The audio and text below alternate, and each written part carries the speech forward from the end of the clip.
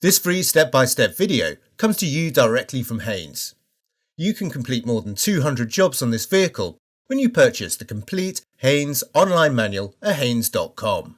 Alternator Replacement.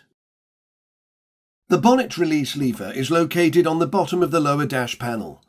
Open the bonnet by releasing the locking lever from the bottom of the dashboard above the throttle pedal. Lift the front of the bonnet up and release the safety lever before lifting the bonnet up and locking in position with the prop bar. Where fitted, disconnect the current sensor wiring connector from the negative battery terminal. Loosen the negative battery terminal clamp and lift the lead from the battery. Wrap the lead in a piece of rag to prevent it accidentally coming into contact with the battery. Pull the engine cover up to disengage the 4 clips retaining it to the engine, and then maneuver the cover from the engine. Disconnect the airflow sensor wiring connector. Loosen the intake duct hose clamp.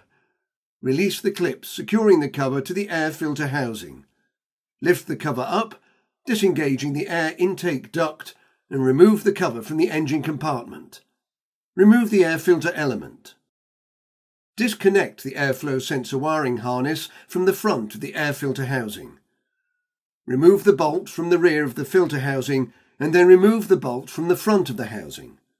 Move the air filter housing towards the engine to disengage the air supply pipe and remove the filter housing from the vehicle.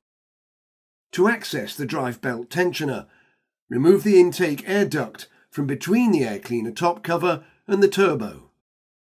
Disconnect the coolant bleed hose and unclip it from the wiring harness near the alternator before positioning it clear of the work area. Rotate the tensioner to relieve the tension on the belt. All models have a square hole in the tensioner arm that will accept a 1/2-inch breaker bar or ratchet. Insert a 6mm drill bit into the 2 holes in the tensioner body to lock it in the retracted position. The outer hole is to the right of the square hole for the breaker bar or ratchet. If the drive belt is being reused, draw an arrow facing the front of the vehicle to ensure that the belt is returned to the engine in the same orientation. Remove the belt from the pulleys and manoeuvre it from around the fan. Working at the rear of the alternator, disconnect the wiring connector from the regulator. Remove the rubber cover from around the terminal, then remove the B-positive terminal nut and remove the lead with the rubber cover still attached. Unscrew the 3 mounting bolts and withdraw the alternator from the engine.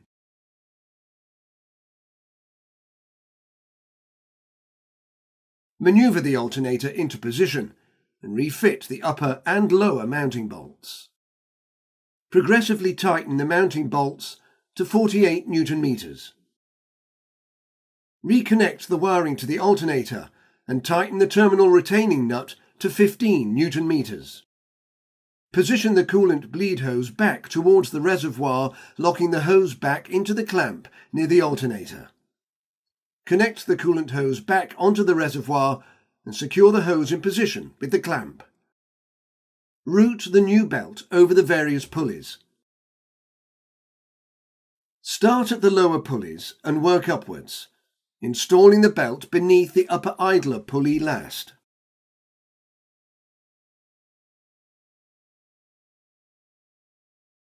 Rotate the tensioner clockwise until the drill bit can be removed.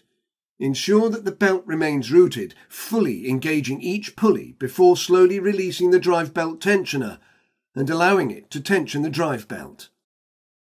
Position the filter housing back onto the inner guard, aligning the bolt holes with the housing. Install the fasteners and tighten securely. Wipe out the inside of the air cleaner housing with a damp rag.